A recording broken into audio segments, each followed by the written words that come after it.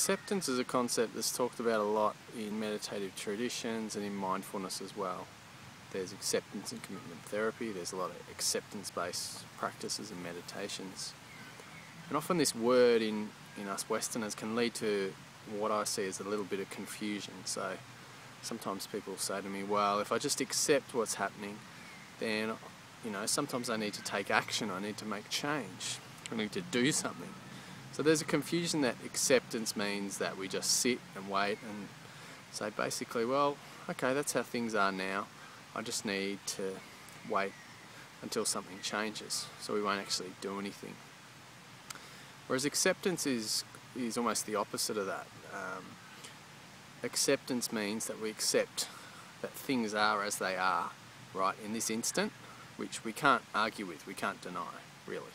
I can't change what's happening right this instant, but I can do things and my actions will determine some of what happens in the future. So I can take action from a place of acceptance to try and make changes without thinking that I can control the way the world turns out, because I can never know what will come out of my actions. So an example of that is, classic example, really clear example, is the Dalai Lama, who, whatever you think of views or politics or any of that, has been through a hell of a lot, but keeps calm and peaceful, and accepts what's happened whilst doing whatever possible to improve things for his people, his country, whatever you want to say. So the action that comes out of that acceptance is sustainable because he's not getting stressed, angry, upset.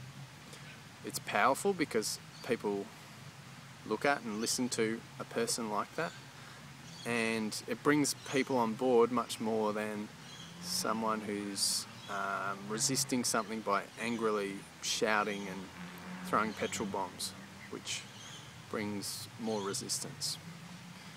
Not to say that acceptance will change the way things are or will allow him to get the outcome that he wants, but it allows him to live the kind of life that he wants, so to live in a peaceful, calm way. And we can be the same, and we can start in a really simple way just by accepting what's going on in your body right now, by accepting your breath as it is. So for a moment, just shift your attention and notice what it feels like to breathe. What does that feel like? If we're noticing it, if you're feeling it, you're not thinking about it, you're not judging it. Your thinking mind might be doing that. That's okay. Just let that continue. Keep coming back to feeling your breath.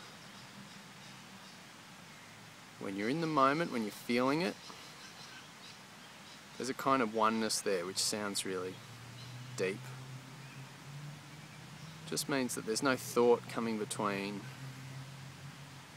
me and my breath, my awareness of my breath. And when you're in the moment, when you're just feeling your breath, there's no resistance there. Resistance comes when your thinking mind creates a thought about your breath and says it needs to be more this, or it should be more that, or it hurts. You get lost in the thought. That's the birth of resistance.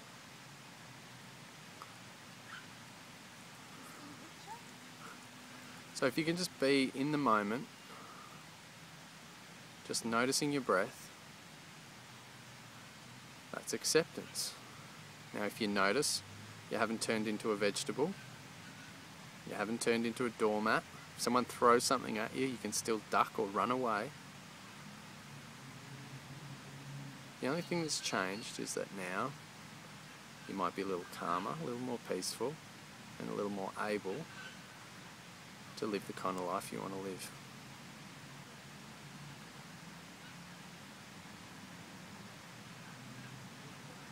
So we can extend that acceptance to the thoughts going through your mind, just noticing those rather than resisting. We can extend it to what's happening in the body, what kind of emotions we're experiencing, and life can become simple and peaceful. We don't resist anything, and we always act in the best way we can with the information that we've got at the moment to try and create the best life that we can. And once it's gone, we forget about it and move on to the next thing.